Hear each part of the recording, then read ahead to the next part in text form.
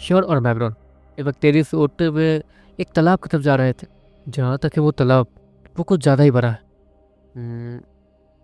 वैसे तुम्हें क्या लगता है वो बीस्ट उस तालाब के पास क्यों जा रहा होगा? क्या वो उस तालाब का इस्तेमाल करने वाला है? मतलब क्या ही इस्तेमाल कर सकता है बताओ। श्योर वो मैगरॉन से कहता, मुझे कुछ नहीं पता।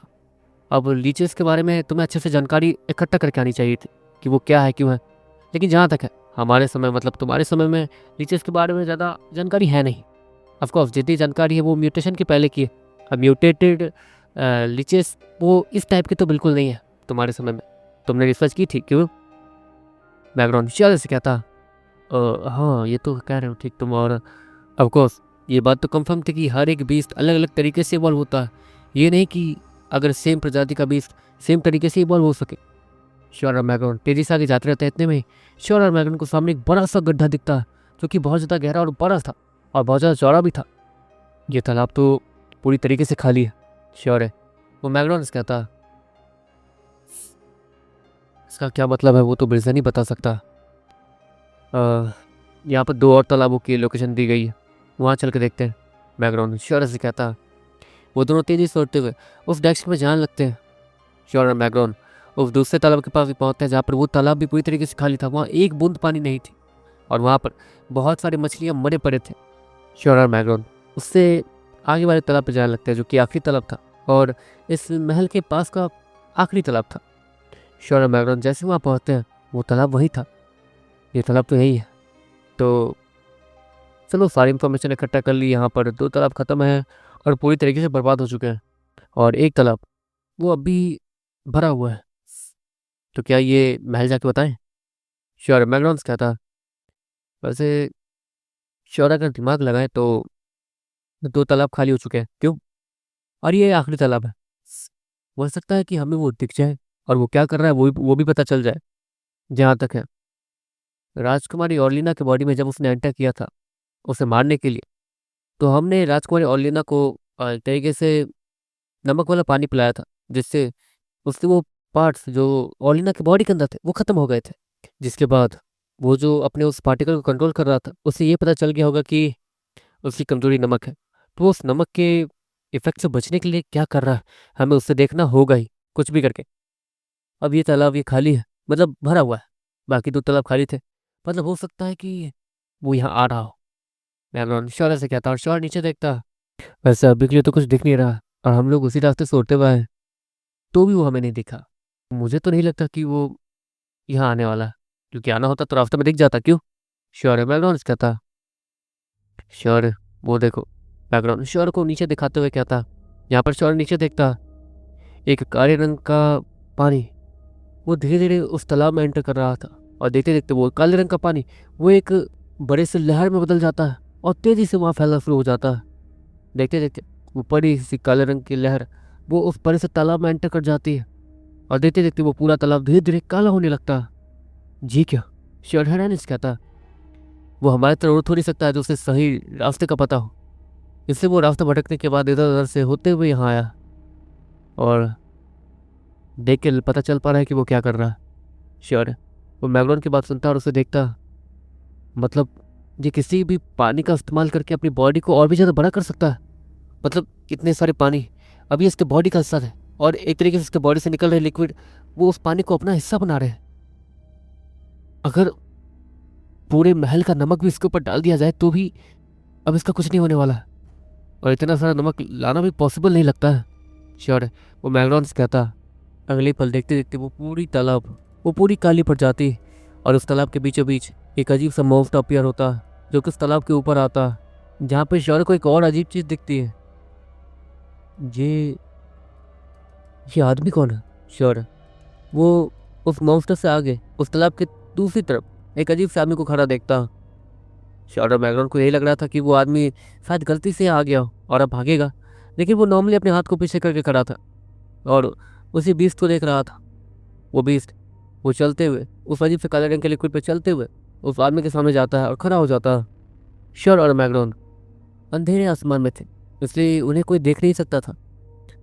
श्योर वो कुछ सोचता। ए येलो पेसर वो क्या बात कर रहे हैं मुझे बताना। श्योर इतना कहने के बाद येलो पेसर को ज़मीन पर फेंक देता और उसे सीधे ज़मीन के नीचे से वो सभी के ठीक नीचे जाने का ऑर्डर दे देता है।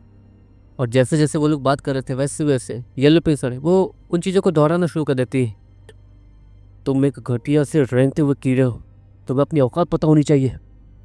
हाँ, मैं फालतू में ही तुमसे उम्मीद लगा के बैठा था कि तुम वो चीज़ें इकट्ठा करोगे जो मुझे चाहिए, लेकिन नहीं, तुम बेकार के बदले के पीछे पागल हो चुके हो।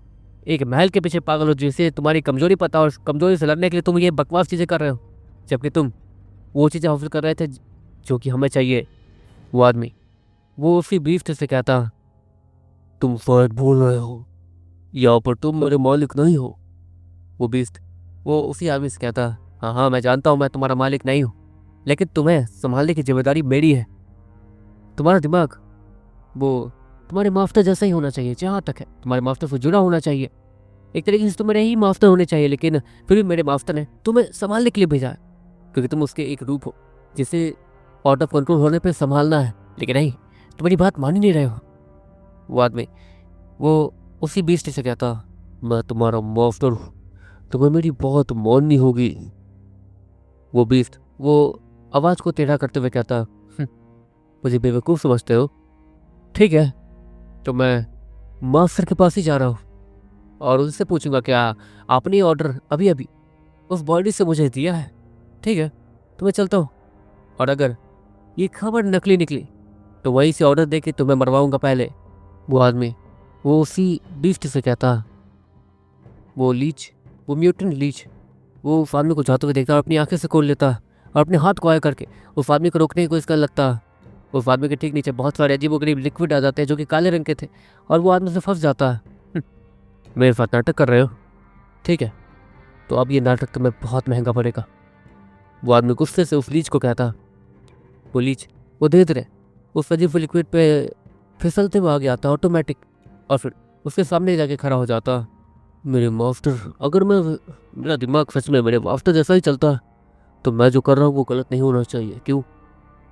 पुलिस वो उसी आदमी से कहता, आपको ऑफ नहीं होना चाहिए, लेकिन मास्टर भी जब तुम्हारे जितने ही ताकत तो उन्होंने भी बहुत सारी गलतियाँ की थी, समझे? और हाँ, वो तुम्हें देख भी रहोगे कि तुम क्या कर रहे हो तुम्हारे नज़रिए से, तो तुम्हें थोड़ा संभल के काम करना चाहिए, क्यों? वो आदमी उस लीच से कहता, मेरा फालतू। वो लीच अपने हाथ को आए करते हुए कहता, बाहर में जाओ। वो आदमी उस लीच के हाथ को उल्टा फेंकते हुए कहता, सोच लो, वहाँ पर शायद एक राजकुमारी भी है जो कि बहुत ज़्यादा खूबसूरत है, शायद उसका नाम राजकुमारी ऑर्लिनो है। वो लीच वो उस आदमी को देखते हुए कहता, लेकिन मेरा इंटरेस्ट तो तुम में ज़्यादा है।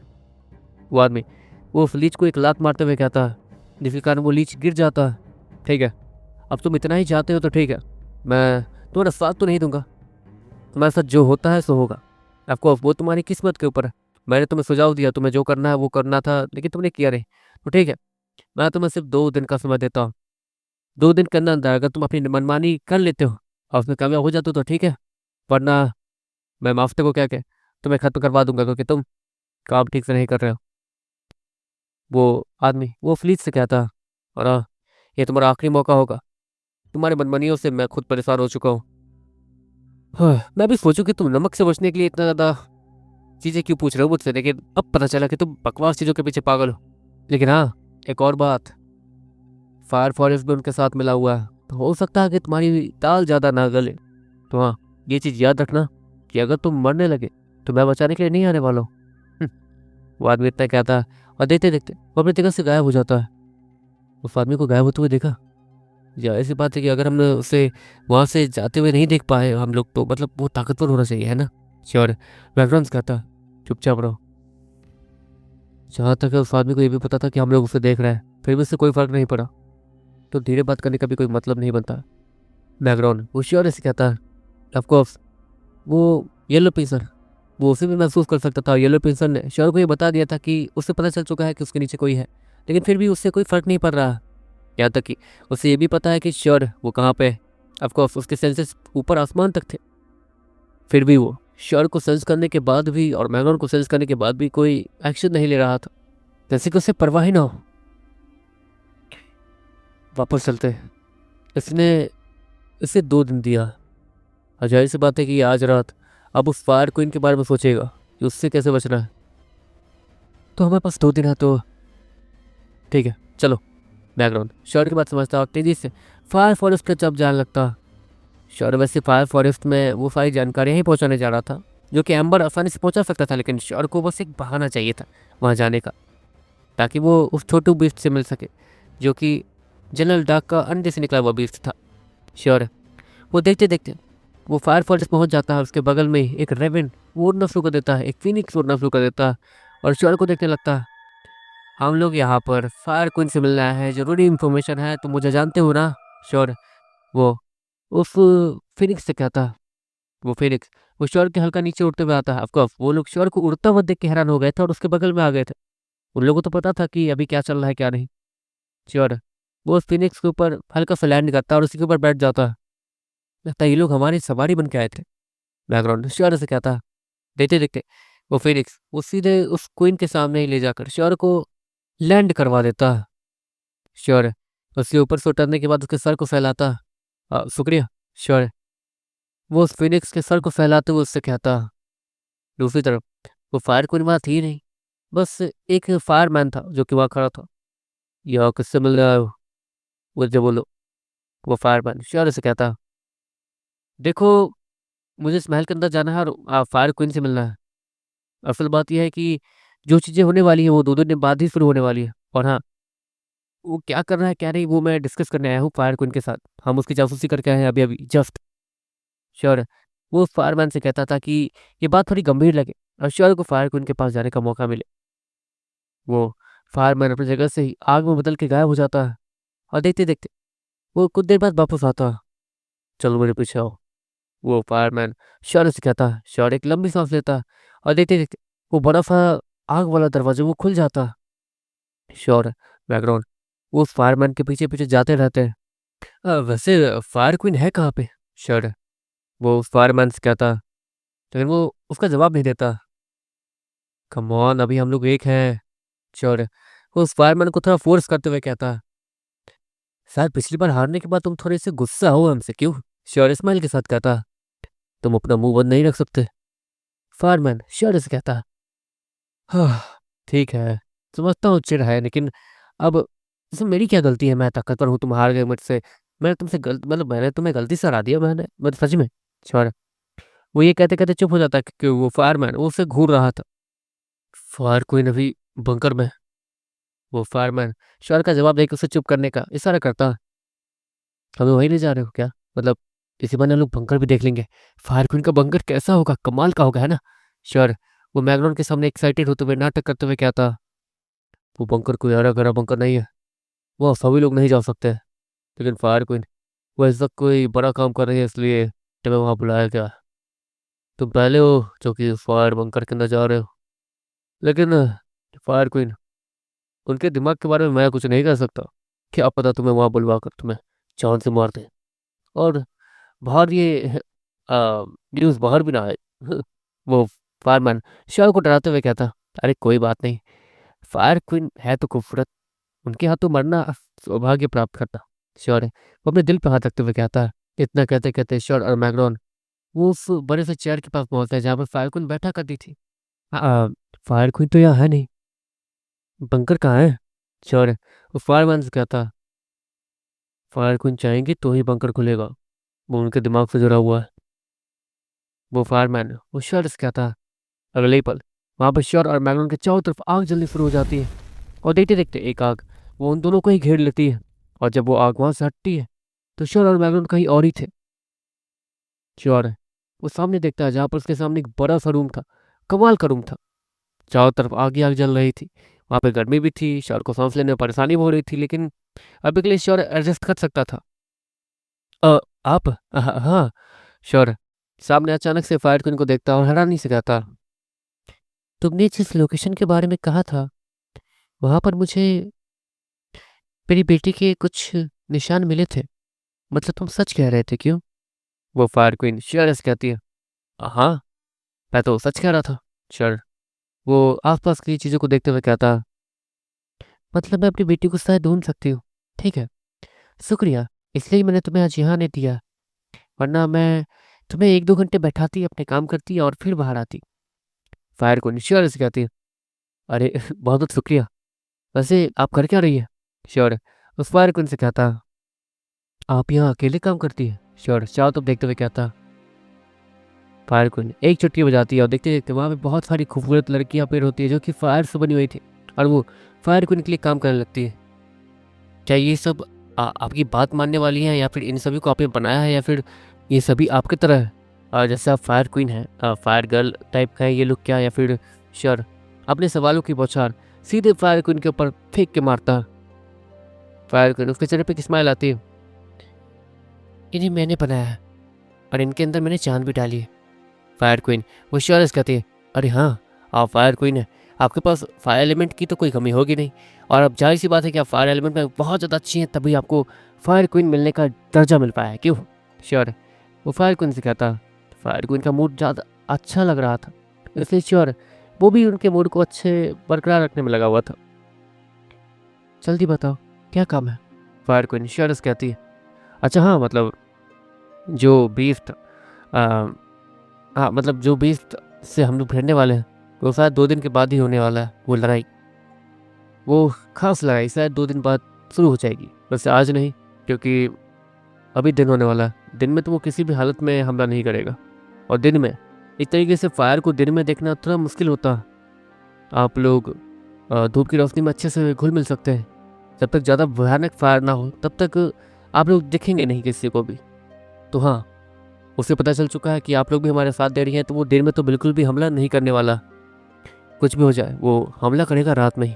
श्योर वो वो फायर क्वीन से कहता। और क्या क्या जानते हो? फायर क्वीन श्योर से कहती है। और हाँ, वो कैसे बताऊँ, वो बहुत सारे तालाब के पानी को अपने बॉडी के साथ मिला रहा है, जैसे कि वो उस पानी का कुछ करने वाला हो। हाँ, ऑफकोर्स वो उस नमक के इफेक्ट को ख़त्म करने के लिए वो कर रहा है, लेकिन वो थोड़ी बहुत परेशानी कर सकता है आप लोग के लिए भी। श्योर फायर क्वीन से कहता। कितना पानी? फायर क्वीन श्योर से कहती है, पास के ही 3 तालाबों को उसने खाली कर दिया है, और भी न जाने क्या क्या कर रहा होगा वो। उसके पास अभी 2 दिन है, तो 2 दिन नहीं, वो दूसरे दिन हमला करेगा, मतलब उसके पास अभी भी पूरा 1 दिन है। दूसरे दिन रात में वो हमला कर देगा, तो तब तक वो शायद और कुछ तालाबों के पानी को इस्तेमाल कर ले, जिससे उसकी पूरी बॉडी बहुत बड़ी हो जाएगी। तो मेरे पास एक छोटा-सा प्लान है, अगर मैं आप चाहें तो मैं। श्योर वो उस फायर क्वीन सिखाता और उस फायर क्वीन को अपना प्लान समझाता। श्योर उसकी नज़र अभी भी चारों बगल थी, ताकि वो उस छोटकू को ढूँढ ले। पता नहीं कहाँ मर गया ये कुत्ता। श्योर वो मन ही मन सोचता। ऑफ कोर्स उसका सर खराब हो रहा था। फायर क्वीन से वो उसके बारे में पूछेगा नहीं, वरना फायर क्वीन उससे एक लात मार के ऐसे भगा देगी, क्योंकि वो नहीं चाहते कि वो छोटकू, वो जलद डाक का वो अंडा वाला बच्चा, वो किसी के हाथ आए। उस एम्बर ने तो यही कहा था, इसलिए श्योर वो रिस्क नहीं ले रहा था। वो अनजान बनने की एक्टिंग कर रहा था, कम से कम वो उसे दिख जाए कम से कम कि वो कहाँ है। तुम्हारा प्लान काफ़ी ज़्यादा अच्छा है, लेकिन मैं अपने हिसाब से चलूँ तो ज़्यादा अच्छा रहेगा, क्यों? वो फायर क्वीन अपने काम को कंप्लीट करते हुए श्योर के सामने आते हुए कहती है। फायर क्वीन उसका काम जैसे ही कंप्लीट होता है, श्योर फायर क्वीन के हाथों में एक अजीब सी चीज़ देखता है। आप इसी के ऊपर काम कर रही थी? श्योर फायर क्वीन से कहता। फायर क्वीन एक लंबी सी आग वाली तलवार वो आगे निकाल के खड़ी थी, जो एक कमाल की लग रही थी। इसके अंदर काफ़ी ताकत है। ये करीब 5 हमलों के अंदर किसी भी तालाब को सुखा सकती है। ये बात तो उस तुम्हारे दुश्मन को पता नहीं होगी, है ना? वो फायर क्वीन श्योर से कहती है। अगर इसके ऊपर पानी डाला गया तो? श्योर फायर क्वीन से कहता। मुझे पता था कि ये एक ना एक दिन ऐसी नौबत आएगी। फायर एलिमेंट वालों को ऐसी नौबतों का सामना करना पड़ता है, इसलिए उस तलवार को मैंने उस चीज़ को देख के बनाया। पानी इसका कुछ नहीं बिगाड़ सकता। अगर इसे किसी तालाब में या फिर कहीं भी छोड़ दो, ये इसके ऊपर की गर्मी खत्म नहीं होगी, और ना ही ये आग ये कभी बुझेगी जो कि इस तलवार के ऊपर है। पूरा तालाब महीने 2 महीनों में पूरी तरीके से सूख के खत्म हो जाएगा, लेकिन इस ये तलवार ये ठंडी नहीं होने वाली है। और अगर ये हमला इस तलवार से मैंने किसी इंसान पे किया, तो एक हमले में ही उसके बॉडी के पूरे खून वो सूख के कहीं हवा में उड़ जाएंगे। फायर को इंश्योरेंस से कहती है। श्योर के तो रोंगटे खड़े हो रहे थे उस तलवार के बारे में सुन के। क्या मैं इसे देख सकता हूँ? श्योर वो थोड़ी लालच भरी नज़रों के साथ उस तलवार को देखते हुए कहता, और फायर क्वीन उस चीज़ को नोटिस कर लेती है।